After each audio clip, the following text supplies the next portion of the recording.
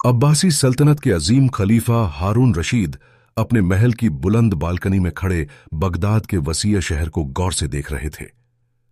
सूरज की नरम रोशनी शहर की इमारतों पर पड़ रही थी और बाजारों की हलचल दूर से भी महसूस हो रही थी। खलीफा के चेहरे पर एक संजीदा सोच नुमाया थी।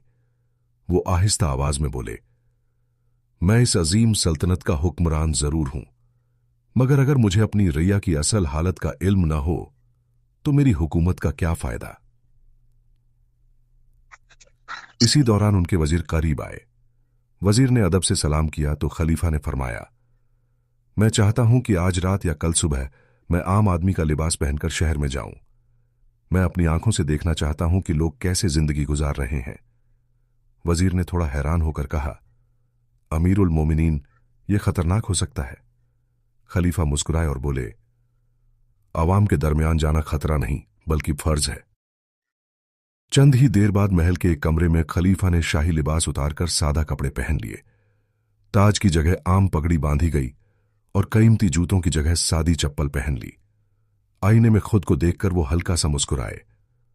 अब उन्हें पहचानना वाकई मुश्किल था। सुबह के वक्त वो बगदाद के मसरूफ बाजार में दाखिल हुए। हर तरफ लोगों की आवाजें, सौदा बेचने वालों की पुकार, बच्चों की हंसी और घोड़ों की टापों की आवाजें फिजा में गूंज रही थीं। खलीफा आहिस्ता आहिस्ता चलते हुए हर मंजर को गौर से देख रहे थे। कुछ बच्चे खेल रहे थे, एक दूसरे के पीछे भाग रहे थे और एक बूढ़ा शख्स अपनी दुकान के सामने बैठा मुस्कुरा रहा था। खलीफा के दिल में खुशी पैदा हुई कि उनकी रैया में जिंदगी की रौनक मौजूद है। इसी बाजार के एक कोने में एक सादा सी दुकान थी, जहां एक शख्स निहायत सुकून और ईमानदारी से अपना काम कर रहा था। ये इमाम अहमद थे। उनका चेहरा सादा मगर बाकार था। वो हर गाहक से नरम लहजे में बात करते और तोल में कभी कमी न करते। एक गाहक ने दूसरे से कहा, अगर ईमानदारी देखनी हो तो इमाम अहमद को देखो, ये कभी किसी का हक नहीं मारते। इसी दौरान एक अमीर ताजिर वहां आया। उसने कुछ कीमती जेवरात देखे और बातचीत शुरू की। जब वो जाने लगा तो उसके हाथ से एक कीमती सोने का कड़ा जमीन पर गिर गया, मगर उसे खबर न हुई। इमाम अहमद ने फौरन जमीन से कड़ा उठाया और ताजिर के पीछे आवाज दी, जनाब जरा ठहरें, यह आपका जेवर गिर गया था। ताजिर ने हैरान होकर कड़ा देखा, फिर इमाम अहमद की तरफ देखा और बोला, तुम चाहते तो ये रख सकते थे, किसी को खबर ना होती। इमाम अहमद ने सुकून से जवाब दिया, जो चीज मेरी नहीं वो रखना मेरे लिए मुमकिन नहीं। रिज़्क़ अल्लाह देता है, धोखा नहीं। यह सारा मंजर खलीफा खामोशी से एक तरफ खड़े देख रहे थे। उनके दिल में बेहद खुशी और हैरानी पैदा हुई। उन्होंने दिल में कहा, ऐसी ईमानदारी ही सल्तनत को मजबूत बनाती है। खलीफा ने आसपास के लोगों से इमाम अहमद के बारे में पूछा। हर शख्स ने उनकी तारीफ ही की। किसी ने कहा, वो गरीब हैं मगर कभी झूठ नहीं बोलते। किसी ने कहा, उन्होंने कभी किसी को धोखा नहीं दिया। खलीफा ने दिल में फैसला किया कि इस शख्स को जरूर इनाम दिया जाएगा। शाम के वक्त खलीफा महल वापस आए। महल के दरवाजों पर मशालें जल रही थीं और मुहाफिज कतार में खड़े थे।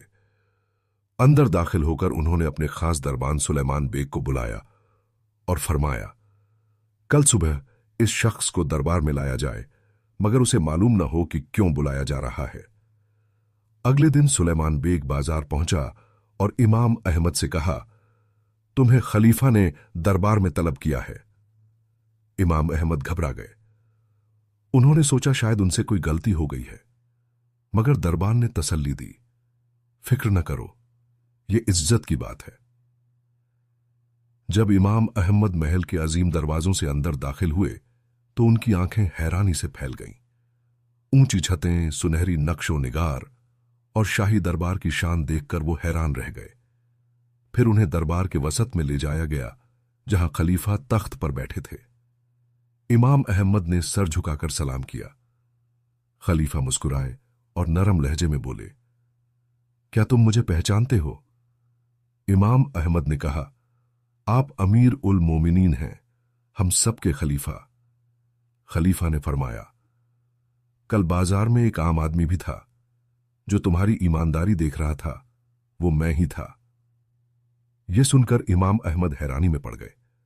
खलीफा ने आगे बढ़कर कहा, तुम्हारी सच्चाई ने मुझे खुश कर दिया। ऐसी ईमानदारी सल्तनत का असल खजाना है। फिर उन्होंने इशारा किया तो खादिम सोने के सिक्कों की थैली ले आया।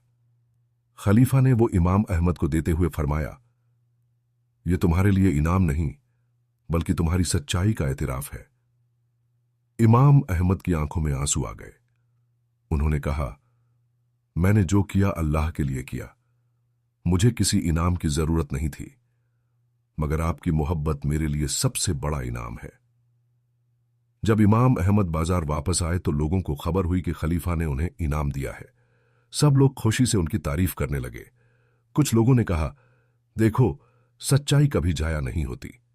इसी शाम खलीफा दोबारा महल की बालकनी में खड़े शहर को देख रहे थे। सूरज गरूब हो रहा था और बगदाद सुनहरी रोशनी में नहा रहा था। खलीफा ने आहिस्ता से कहा, जब तक इस शहर में ईमानदार लोग मौजूद हैं, यह सल्तनत हमेशा मजबूत रहेगी। कहानी हमें यह सबक देती है कि सच्चाई और ईमानदारी कभी जाया नहीं जाती। चाहे इंसान गरीब हो या अमीर, अगर वो सच्चा है तो इज्जत गुबशत खदो उसके कदम चूमती है।